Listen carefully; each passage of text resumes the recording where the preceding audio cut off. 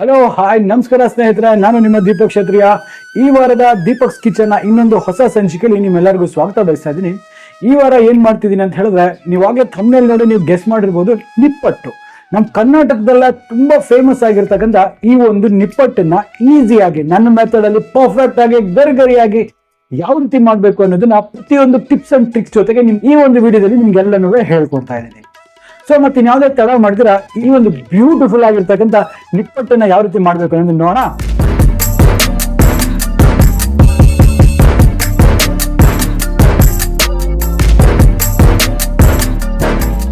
ನೋಡಿ ಸ್ನೇಹಿತರೆ, ಈಗ ಈ ಗರಿಗರಿಯಾದ ನಿಪ್ಪಟ್ಟು ಮಾಡೋದಕ್ಕೆ ನಾನು ಮೊದಲನೇದಾಗಿ ಒಂದು ಪ್ಯಾನ್ ನ ಬಿಸಿ ಮಾಡಕ್ಕೆ ಇಟ್ಟಿದ್ದೀನಿ. ಈ ಪ್ಯಾನ್ ಸಹ ಚೆನ್ನಾಗಿ ಬಿಸಿ ಆಗಿದೆ. ಇದರಲ್ಲಿ ನಿಮಗೆ ಖಾರಕ್ಕೆ ತಗ್ಗಟ್ನಾಗೆ ಇದರಲ್ಲಿ ಸ್ವಲ್ಪ ಗುಂಟೂರು ಮೆಣಸಿನ್ಕಾಯಿ ಅಂದ್ರೆ ಒಂದು 8 ರಿಂದ 10 ಗುಂಟೂರು ಮೆಣಸಿನ್ಕಾಯಿ ನಾನು ತಗೊಂಡಿದ್ದೀನಿ. ಇದರಲ್ಲಿ ಇದನ್ನ ಹಾಕೊಂಡು ಡ್ರೈ ರೋಸ್ಟ್ ಮಾಡ್ತಾ ಇದ್ದೀನಿ.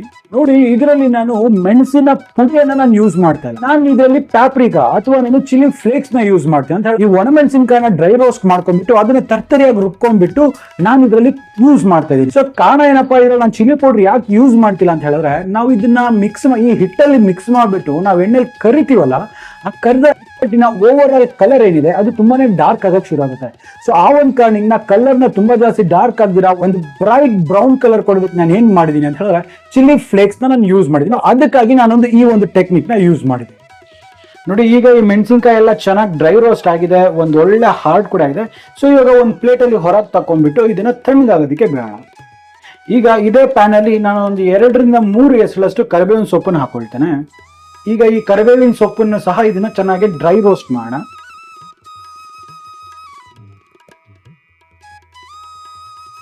ನೋಡಿ, ಈಗ ಈ ಕರಿಬೇವಿನ ಸೊಪ್ಪು ಸಹ ಚೆನ್ನಾಗಿ ಗರಿಗರಿಯಾಗಿ ಅನ್ನಿಸ್ತಾ ಇದೆ.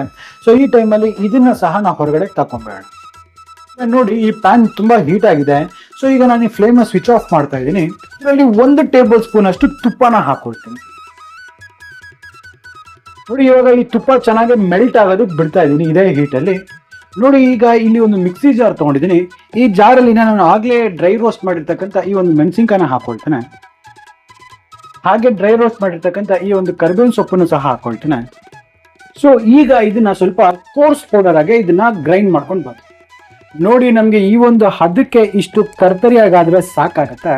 ಇವಾಗ ಇದನ್ನ ಒಂದು ಕಪ್ಪಲ್ಲಿ ಟ್ರಾನ್ಸ್ಫರ್ ಮಾಡ್ಕೊಳ್ಳೋಣ. ಇವಾಗ ಇದೇ ಜಾರಲ್ಲಿ ನಾನು ಒಂದು 100 ಗ್ರಾಮ್ ಅಷ್ಟು ಕಡಲೆ ಬೀಜ ತಗೊಳ್ತಾ ಇದ್ದೀನಿ. ಇದನ್ನ ಸಹ ನಾನು ಕೋರ್ಸ್ ಆಗಿ ಗ್ರೈಂಡ್ ಮಾಡ್ಕೊಂಡು ಬರ್ತೇನೆ. ನೋಡಿ, ಇವಾಗ ಈ ಕಡಲೆ ಬೀಜ ಸಹ ಇಷ್ಟು ತರ್ತರಿಯಾಗಿ ಗ್ರೈಂಡ್ ಆಗಿರೋದಿದೆ. ಸೊ ಇವಾಗ ಇದನ್ನ ಸಹ ಪಕ್ಕಕ್ಕೆ ಇಟ್ಕೊಳ್ಳೋಣ. ಸೊ ಅದೇ ರೀತಿ ಈ ಒಂದು ಅರ್ಧ ಕಪ್ನಷ್ಟು ಹುರಿಗಡ್ಲೆನ ಸಹ ಇದ್ರಲ್ಲಿ ಹಾಕೊಳ್ತೇನೆ. ಇದನ್ನ ಸಹ ತರ್ತರಿಯಾಗಿ ರುಬ್ಕೊಂಡು ಬರೋಣ. ನೋಡಿ, ಈಗ ಈ ಹುರಿಗಡ್ಲೆ ಸಹ ಚೆನ್ನಾಗಿ ಗ್ರೈಂಡ್ ಆಗಿದೆ. ಸೊ ನೋಡಿ, ಇಷ್ಟು ಮಾತ್ರ ತರ್ತರಿಯಲ್ಲಿ ಇರಬೇಕು, ತುಂಬಾ ಜಾಸ್ತಿ ಪೌಡರ್ ಸಹ ಹಾಕಬಾರ್ದು. ಸೊ ಈಗ ಇದನ್ನ ಸಹ ಒಂದು ಬೌಲಲ್ಲಿ ತೆಗೆದು ನೋಡಿ, ನಾ ಇದ್ರಲ್ಲಿ ತಗೊಂಡಿರ್ತಕ್ಕಂಥ ಕಡಲೆ ಬೀಜ ಆಗಿರ್ಬೋದು, ಹುರಿಗಡ್ಲೆ ಆಗಿರ್ಬೋದು, ಇದನ್ನ ನಾನು ತರ್ತರಿಯಾಗಿ ರುಬ್ತಾ ಇದ್ದೀನಿ. ನೆನ್ಪಿಟ್ಕೊಳ್ಳಿ, ಇದನ್ನ ಯಾವುದೇ ಕಾರಣಕ್ಕೂ ನೀವು ಫೈನ್ ಆಗಿ ಪೌಡರ್ ಮಾಡ್ಕೂಡ್ದು. ನಾನು ನಿಪ್ಪಟ್ಟು ನಾವು ತಿಂತಾ ಇದ್ರೆ ಅದು ಸ್ವಲ್ಪ ನಮ್ಮ ಪ್ಯಾಲೆಟ್ ಅಲ್ಲಿ ಅದು ಬಾಯಿಗೆ ಬರಬೇಕು, ಆಗ್ತಾನೆ ಅದರದ ಒಂದು ಮಜಾ ಇರುತ್ತೆ. ಸೊ ಹಾಗಾಗಿ ನೀವು ಗ್ರೈಂಡ್ ಮಾಡ್ಬೇಕಂದ್ರೆ ನೆನಪಿರ್ಲಿ, ಸ್ವಲ್ಪ ಕೋರ್ಸ್ ಆಗಿ ಅಥವಾ ತರ್ತರಿಯಾಗಿ ಇರ್ಬೇಕಾಗುತ್ತೆ. ಈಗ ನೋಡಿ, ಇಷ್ಟು ಇಂಗ್ರೀಡಿಯೆಂಟ್ಸ್ ಇದ್ರೆ ನಾವು ನಿಪ್ಪಟ್ಟು ಮಾಡೋದಕ್ಕೆ ಪ್ರತಿಯೊಂದು ಇದ್ದ ಹಾಗೆ. ಸೊ ಇದರಲ್ಲಿ ನಾನು 1 ಪಾವು ಅಕ್ಕಿ ಹಿಟ್ಟು ತಗೊಳ್ತಾ ಇದ್ದೀನಿ. ಅಂತ ಹೇಳಿದ್ರೆ ಒಂದು 250 ಗ್ರಾಮ್ ಅಷ್ಟು ಅಕ್ಕಿ ಹಿಟ್ಟು. ಇದರಲ್ಲಿ ಒಂದು ಅರ್ಧ ಸ್ಪೂನ್ ಅಷ್ಟು ಜೀರಿಗೆ, ಮತ್ತೆ 1 ಟೀ ಸ್ಪೂನ್ ಅಷ್ಟು ಬಿಳಿ ಎಳ್ಳು, ಮತ್ತೆ ಇದಕ್ಕೆ ರುಚಿಗೆ ತಕ್ಕಷ್ಟು ಉಪ್ಪು, ನಾವು ಹುರಿದಿರ್ತಕ್ಕಂಥ ಕಡಲೆ ಬೀಜನ ಪುಡಿ ಮಾಡಿರ್ತಕ್ಕಂಥ ಕಡಲೆ ಬೀಜದ ಪುಡಿ, ಮತ್ತೆ ಹುರಿಗಡ್ಲೆಯ ಪುಡಿ.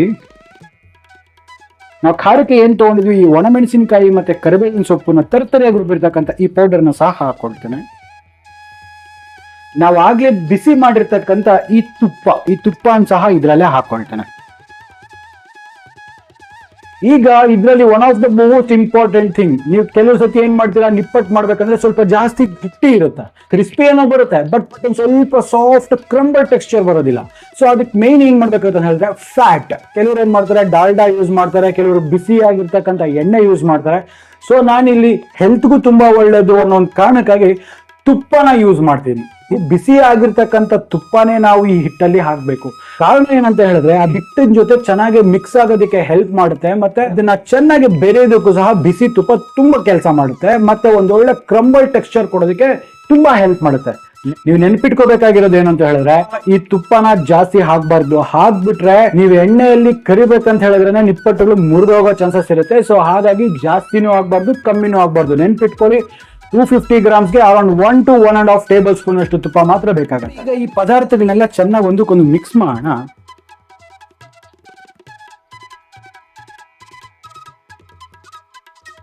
ಈಗ ಈ ಶಾರ್ಟ್ ಕ್ರಸ್ಟ್ ಮೆಥಡ್ ಪರ್ಫೆಕ್ಟ್ ಆಗಿದೆ ಅಂತ ಹೇಳೋದಕ್ಕೆ ಏನು ಒಂದು ಇಂಡಿಕೇಶನ್ ಅಂತ ಹೇಳಿದ್ರೆ, ನಾವು ಇದರಲ್ಲಿ ತುಪ್ಪ ಹಾಕಿದ್ವಲ್ಲ ಅಥವಾ ಯಾವುದೇ ಒಂದು ಫ್ಯಾಟ್ ಹಾಕಿರ್ತೀವಿ.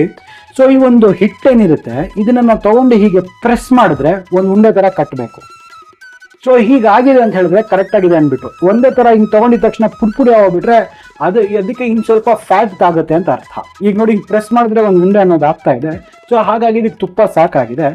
ನೋಡಿ ಸ್ನೇಹಿತರೆ, ಈಗ ನೀವೀಗ ನೋಡ್ತಿದ್ರಲ್ಲ, ಈ ಒಂದು ಪೌಡರ್ ಇಷ್ಟು ಮಾತ್ರ ನಾನು ಏನ್ ಮಾಡಿದ್ದೀನಿ. ನೀವು ಈ ಹಿಟ್ಟನ್ನ ಒಂದು ಏರ್ಟೈಟ್ ಕಂಟೈನರ್ ಅಲ್ಲಿ ಹಾಕ್ಬಿಟ್ಟು ಸ್ಟೋರ್ ಮಾಡ್ಕೋಬಹುದು. ಇದನ್ನ ನಿಪ್ಪಟ್ಟಿನ ಇನ್ಸ್ಟೆಂಟ್ ಪೌಡರ್ ಅಂತ ಸಹ ಅನ್ಕೊಂತಾರೆ. ನಿಮ್ಗೆ ಯಾವಾಗ ಬೇಕೋ ಅವಾಗ ಎಷ್ಟು ಬೇಕೋ ಅಷ್ಟು ಹಿಟ್ಟನ್ನ ತಗೊಂಡ್ಬಿಟ್ಟು ಸ್ವಲ್ಪ ನೀರನ್ನ ಹಾಕಿ ಮಿಕ್ಸ್ ಮಾಡ್ಬಿಟ್ಟು ನೀವು ದಿಢೀರ್ ಅಂತ ಬೇಕಾದ್ರೆ ನೀವು ನಿಪ್ಪಟ್ಟುಗಳನ್ನ ಮಾಡ್ಕೋಬಹುದು. ಸೊ ಹಾಗಾಗಿ ಈ ಪೌಡರ್ನ ನಾನು ನಿಪ್ಪಟ್ಟಿನ ಇನ್ಸ್ಟೆಂಟ್ ಪೌಡರ್ ಅಂತ ಸಹ ನಾ ಹೇಳ್ತಾ ಇದ್ದೀನಿ. ಇವಾಗ ಹಿಟ್ಟೆಲ್ಲ ಚೆನ್ನಾಗಿ ಮಿಕ್ಸ್ ಆಗಿದೆ. ಸೊ ನಾವು ಇವಾಗ ಏನ್ ಮಾಡ್ಬೇಕಿದೆ, ಸ್ವಲ್ಪ ಟೈಟ್ ಡೋ ಆಗಿ ಇದನ್ನ ನಾವು ಮಿಕ್ಸ್ ಮಾಡ್ಕೋಬೇಕಾಗತ್ತೆ. ಸೊ ಹಾಗಾಗಿ ಸ್ವಲ್ಪ ನೀರನ್ನ ಹಾಕೊಳ್ತಾ ಇದನ್ನ ಸ್ವಲ್ಪ ಚೆನ್ನಾಗಿ ಕಲ್ಸೋಣ. ನೆನಪಿರ್ಲಿ, ಜಾಸ್ತಿ ಗಟ್ಟಿ ಇರಬಾರ್ದು, ಜಾಸ್ತಿ ನೀರು ಕೂಡ ಇರಬಾರ್ದು.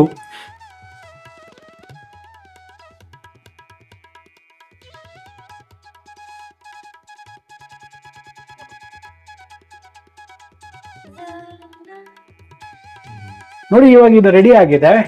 ಸೊ ನೋಡಿ, ಈ ಒಂದು ಹದಕ್ಕೆ ಇದು ಆದ್ರೆ ಸಾಕು. ಸೊ ಇವಾಗ ಇದನ್ನ ಪಕ್ಕಕ್ಕೆ ಇಡೋಣ. ನೋಡಿ, ಈಗ ಈ ಒಂದು ಹಿಟ್ಟನ್ನ ನಾನೊಂದು ಸಣ್ಣ ಉಂಡೆಗಳಾಗಿ ನಾನು ತಗೊಳ್ತಾ ಇದ್ದೇನೆ. ಅರೌಂಡ್ ಇಷ್ಟು, ನಿಮ್ಗೆ ಎಷ್ಟು ದೊಡ್ಡ ಗಾತ್ರದ ನಿಪ್ಪಟ್ಟು ಬೇಕಾಗುತ್ತೋ ಆ ಒಂದು ಗಾತ್ರದಾಗಿ ನೀವೊಂದು ಈ ಉಂಡೆಗಳನ್ನ ಮಾಡಿ ಇಟ್ಕೊಳ್ಳಿ.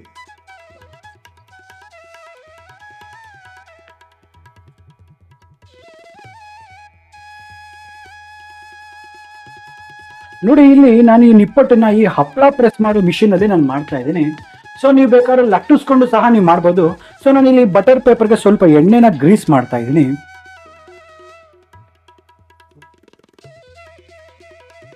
ನಾವಾಗಲೇ ಮಾಡಿರ್ತಕ್ಕಂಥ ಈ ನಿಪ್ಪಟ್ಟಿನ ಉಂಡೆಗಳೇನಿದೆ ಇದ್ರ ಮಧ್ಯದಲ್ಲಿ ಇಟ್ಬಿಟ್ಟು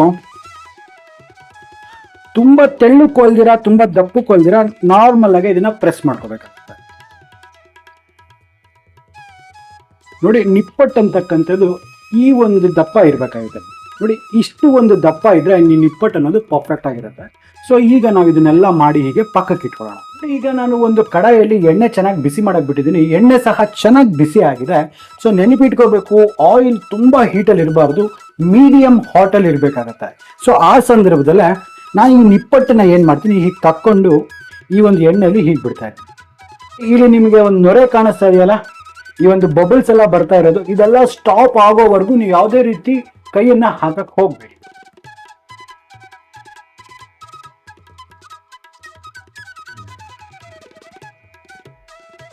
ನೋಡಿ, ಈಗ ಸ್ವಲ್ಪ ಕನ್ಸಿಡರಬಲಿ ಈ ನೊರೆ ಬರೋದೆಲ್ಲ ನಿಂತಿದೆ. ಸೊ ನಾವು ಈಗ ಏನ್ ಮಾಡ್ಬೇಕಾಗತ್ತೆ, ಒಂದು ಸ್ಮೂತ್ ಹ್ಯಾಂಡ್ಸ್ ಅಲ್ಲಿ ನಾವು ಇದನ್ನ ಒಂದ್ಸತಿ ಫ್ಲಿಪ್ ಮಾಡ್ಬೇಕಾಗತ್ತೆ ಈ ನಿಪ್ಪಟ್ಟನ್ನು.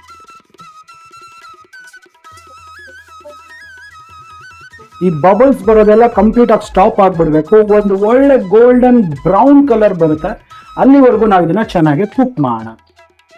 ನೆನಪಿರ್ಲಿ, ಮೀಡಿಯಂ ಹಾಟ್ ಫ್ಲೇಮ್ ಅಲ್ಲೇ ಮಾಡ್ಬೇಕಾಗುತ್ತೆ. ಇಲ್ಲಾಂದ್ರೆ ಮೇಲ್ಗಡೆ ಮಾತ್ರ ಕ್ರಿಸ್ಪಿ ಆಗ್ಬಿಟ್ಟು ಒಳಗಡೆ ಎಲ್ಲ ಮೆತ್ತಿಗಿರೋ ಚಾನ್ಸಸ್ ಇರುತ್ತೆ. ಸೊ ಹಾಗಾಗಿ ಮೀಡಿಯಂ ಹಾಟ್ ಫ್ಲೇಮ್ ಅಲ್ಲೇ ಇದನ್ನ ಚೆನ್ನಾಗಿ ಕುಕ್ ಮಾಡ್ಬೇಕಾಗುತ್ತೆ.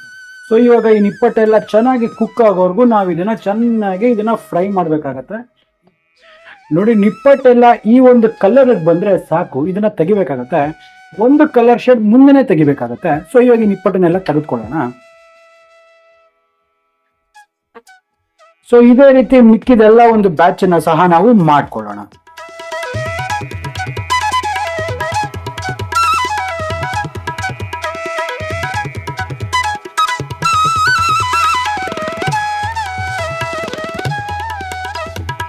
ಈಗ ಈ ಗರಿಗರಿಯಾಗಿರ್ತಕ್ಕಂಥ ನಮ್ಮ ಕರ್ನಾಟಕದ ಫೇಮಸ್ ನಿಪ್ಪಟ್ಟು ರೆಡಿ ಇದೆ.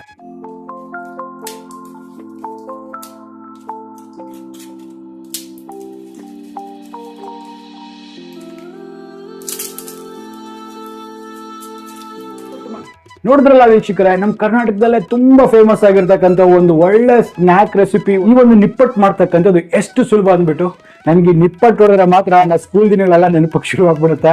ಈ ಒಂದು ಬ್ಯೂಟಿಫುಲ್ ಆಗಿರ್ತಕ್ಕಂಥ ನಿಪ್ಪಟ್ಟು ಮಾಡೋದು ಇಷ್ಟು ಸುಲಭ. ನಾನು ಹೇಳಿರ್ತಕ್ಕಂಥ ಪ್ರತಿಯೊಂದು ಟಿಪ್ಸ್ ಅಂಡ್ ಟ್ರಿಕ್ಸ್ ನೀವು ಫಾಲೋ ಮಾಡಿ, ಖಂಡಿತವಾಗ್ಲೂ ನಿಮಗೂ ಸಹ ಇಷ್ಟೇ ಅದ್ಭುತವಾದ ನಿಪ್ಪಟ್ಟು ನೀವು ಕೂಡ ನಿಮ್ಮ ಮನೆಯಲ್ಲಿ ತಯಾರು ಮಾಡ್ಬೋದು.